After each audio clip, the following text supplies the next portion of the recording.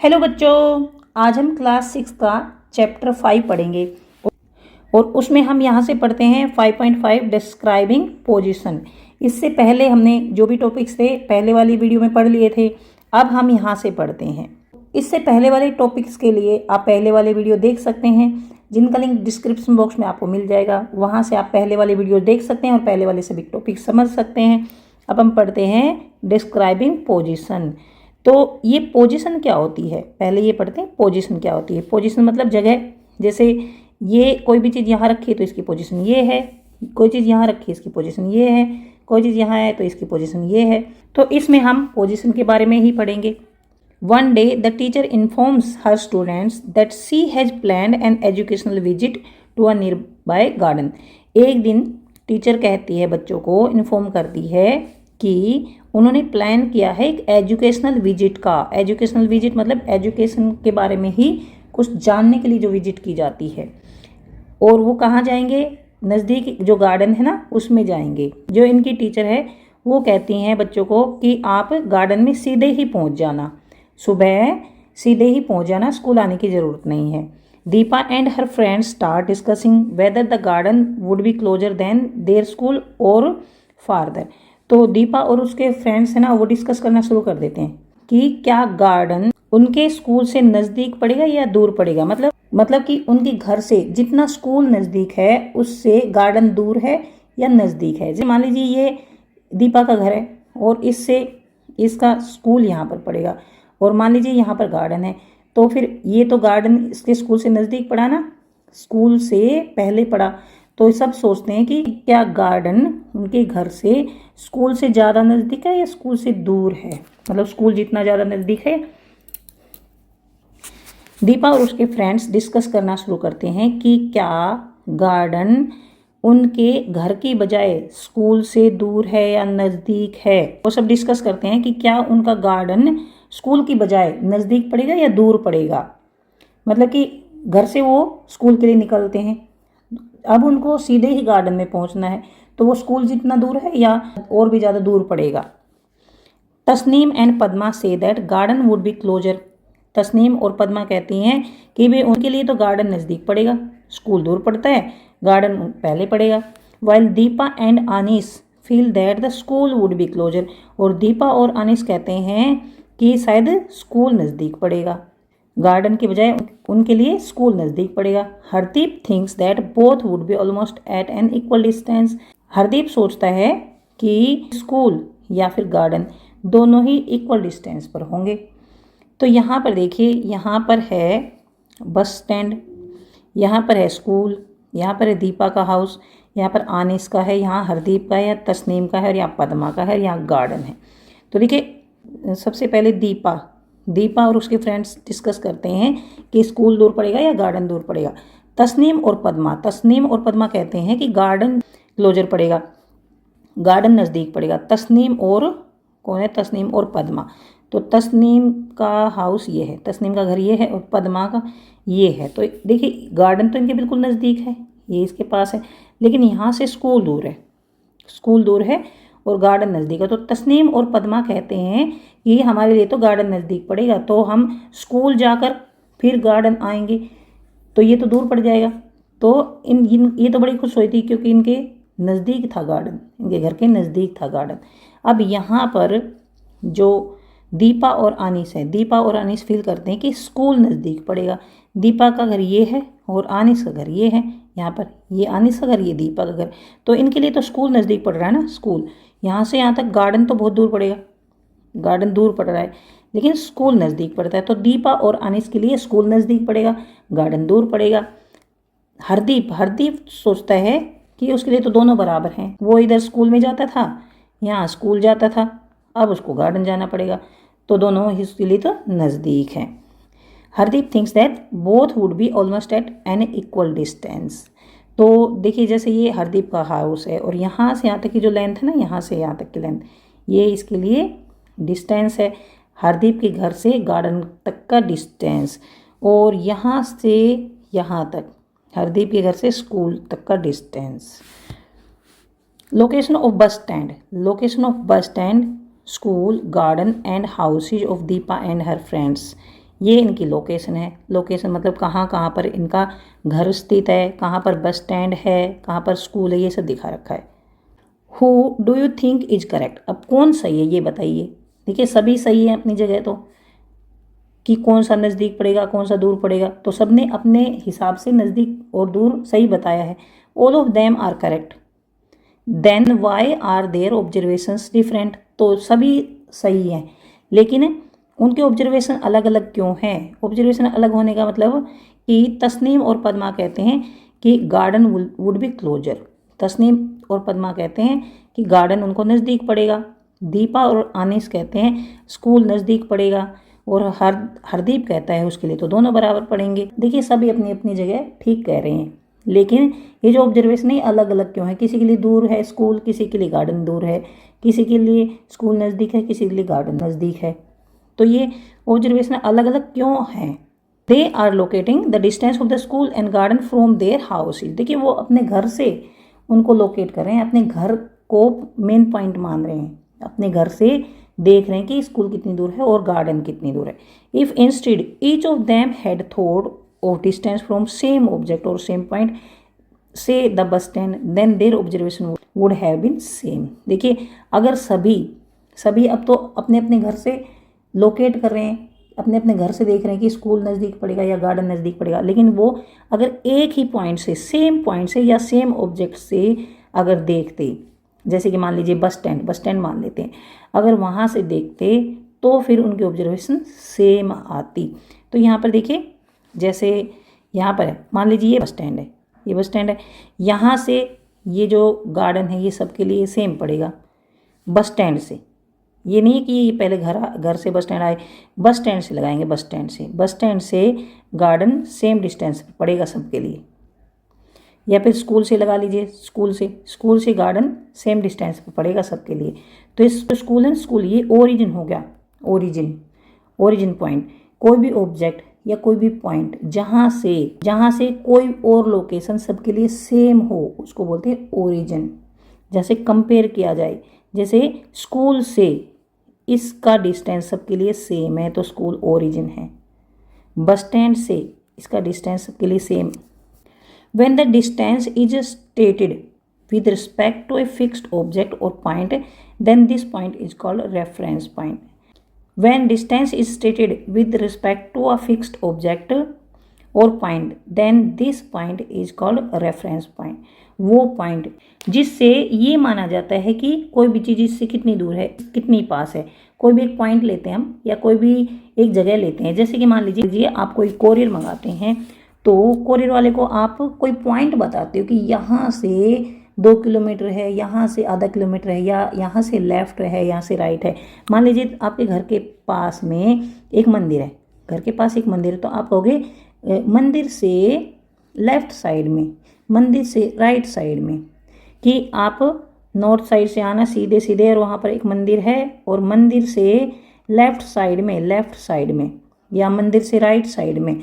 तो इस तरह से आप बताओ तो ओरिजिन हुआ मंदिर, जहाँ से डिस्टेंस बताया जाता है। कोई भी एक पॉइंट या कोई भी एक ऑब्जेक्ट जहाँ से किसी भी चीज़ की लोकेशन बताई जाती है तो वो होता है रेफरेंस पॉइंट। जैसे कि मान लीजिए कोई पूछे कि आपका घर किस तरफ पड़ता है, तो आप ये कहोगे कि मेरा घर जो स्कूल है ना, स्कूल से लेफ़्ट में जाएंगे, फिर उससे राइट में चले जाएंगे, वहाँ पर पड़ेगा। उससे 4-5 कदम लेफ़्ट में जाएंगे, फिर एक गली आएगी उसमें मुड़ जाना, वहाँ पर कोने पर है मेरा घर। तो रेफरेंस पॉइंट क्या हुआ, स्कूल हुआ, क्योंकि हम स्कूल से ही कंपैरिजन कर रहे हैं, स्कूल से ही बता रहे हैं कि कितना डिस्टेंस और किस तरफ मुड़ना है, किस डायरेक्शन में है। When distance is stated with respect to fixed object, तो हम किसी फिक्स ऑब्जेक्ट या किसी पॉइंट से किसी और ऑब्जेक्ट का डिस्टेंस बताते हैं तो उस फिक्स पॉइंट या फिक्स ऑब्जेक्ट को रेफरेंस पॉइंट माना जाता है। अ फ्यू डेज लेटर, कुछ दिन बाद, Hardeep tells his friends excitedly, let us all go to the playground. कुछ दिन बाद हरदीप कहता है चलो प्लेग्राउंड में चलते हैं, अपने दोस्तों को कहता है एक्साइटमेंट के साथ।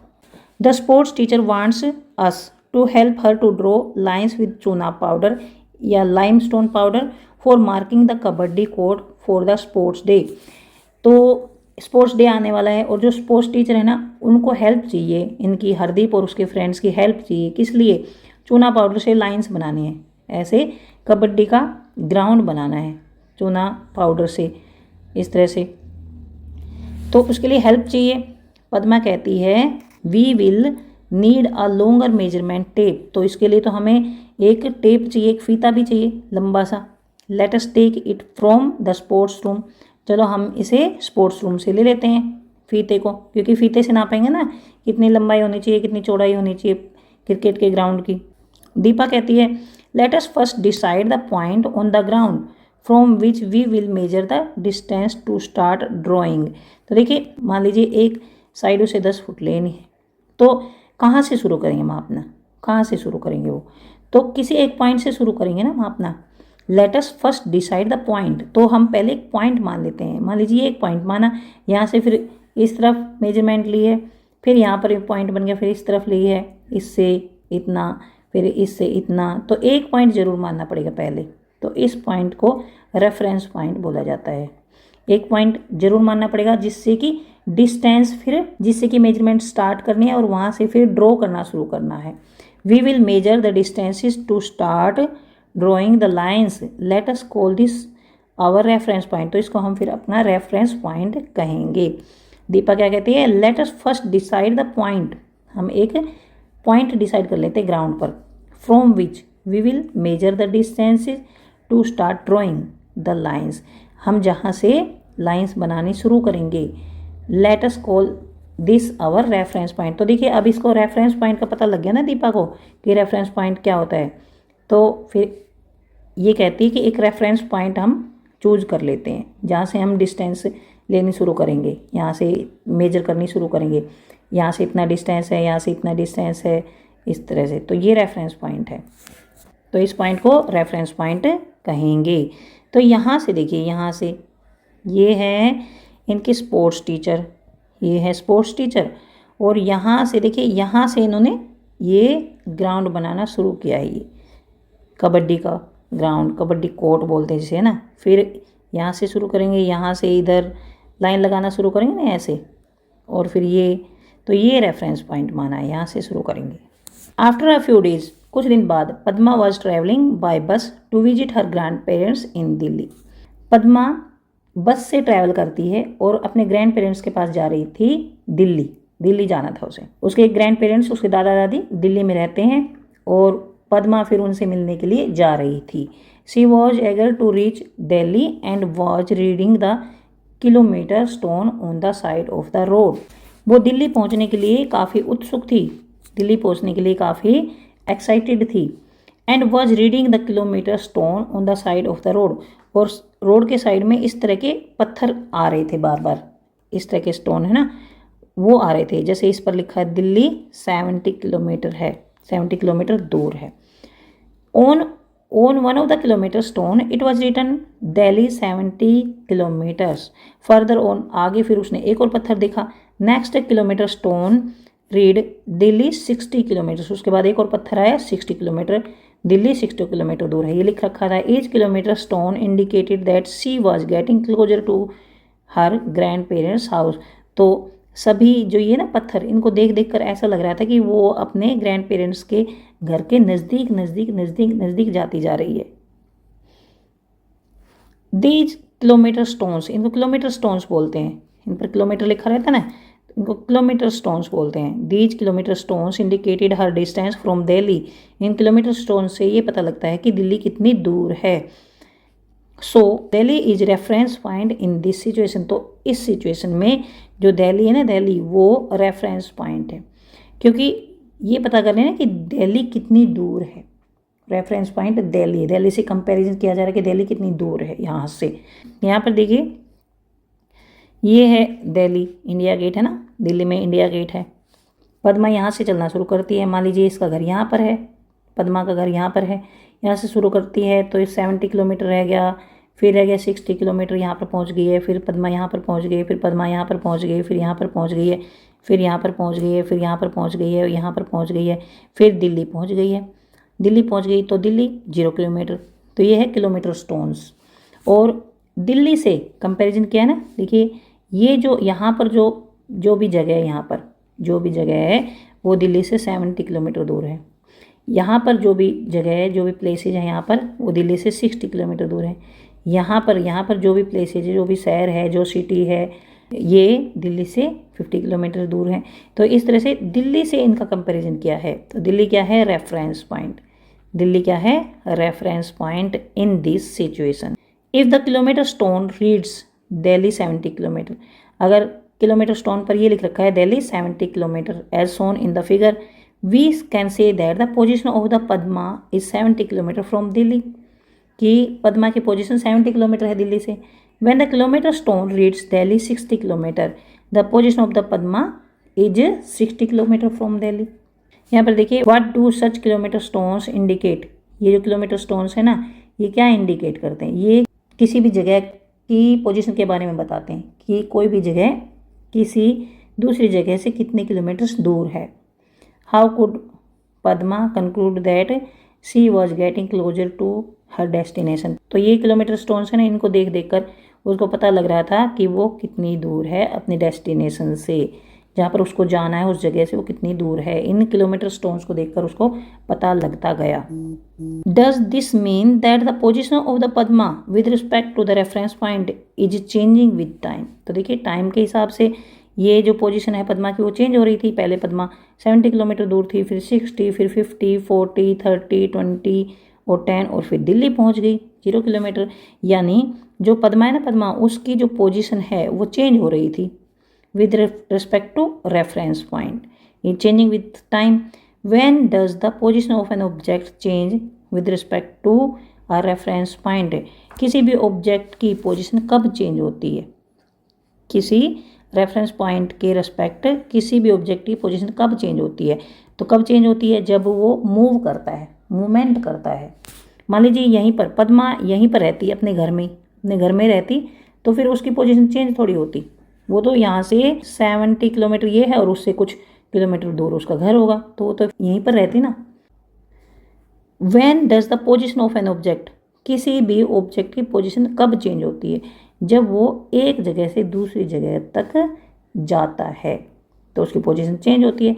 Does it change when an object is moving, क्या वो जब चेंज होती है? जब ऑब्जेक्ट मूवमेंट करता है। यस, जब ऑब्जेक्ट मोशन करता है, मूवमेंट करता है, तो फिर उसकी जो पोजीशन है वो चेंज होती है। यहाँ से कोई ऑब्जेक्ट यहाँ से चलकर ऐसे ऐसे घूमकर चलकर यहाँ पर आ गया है तो इसकी पोजीशन चेंज हो गई है। यहाँ से जाकर यहाँ आ गया तो इसकी पोजीशन चेंज हो गई, यहाँ से जाकर यहाँ आ गया इसकी पोजीशन चेंज हो गई। तो इस तरह से यहाँ से यहाँ तक इसने मूवमेंट करी, यहाँ से यहाँ तक मूवमेंट करी, यहाँ से इसने मूवमेंट करी। तो यहाँ से आपको पता लग गया ना कि पोजीशन को कैसे डिस्क्राइब करते हैं, पोजीशन को डिस्क्राइब करने के लिए क्या चाहिए? एक रेफरेंस पॉइंट होना चाहिए। किसी रेफरेंस पॉइंट से हम कंपेयर करते हैं कि रेफरेंस पॉइंट से कोई भी ऑब्जेक्ट कितना दूर है, तो उसकी पोजीशन पता लग जाती है। मान लीजिए घर में आपकी कोई बुक है ना, मिस हो जाती है, इधर उधर हो जाती है, और आपकी मदर कुछ काम कर रही है, वो बताती हैं कि आपकी बुक यहाँ रखी है, तो कहेंगे कि जो टेबल है ना, जो टेबल है उसके पास रखिए, टेबल है ना उसके पास रखी है। तो यहाँ पर रेफरेंस पॉइंट क्या हुआ? टेबल। मान लीजिए वो यूँ कहती हैं कि दूसरे रूम में, ड्राइंग रूम में रखी है, ड्राइंग रूम में रखी है, तो ड्राइंग रूम में कहाँ पर रखी है? कॉर्नर है ना, कॉर्नर उसमें, वहाँ पर एक मेज पड़ी है उसके ऊपर रखी है। तो देखिए, मेज, ड्राइंग रूम में मेज पड़ी है उसके ऊपर रखी है, तो यहाँ पर ड्राइंग रूम हो गया रेफरेंस पॉइंट। तो इस तरह से रेफरेंस पॉइंट से हम किसी भी ऑब्जेक्ट की पोजीशन बता देते हैं। और रेफरेंस पॉइंट को ओरिजिन भी बोला जाता है, ओरिजिन।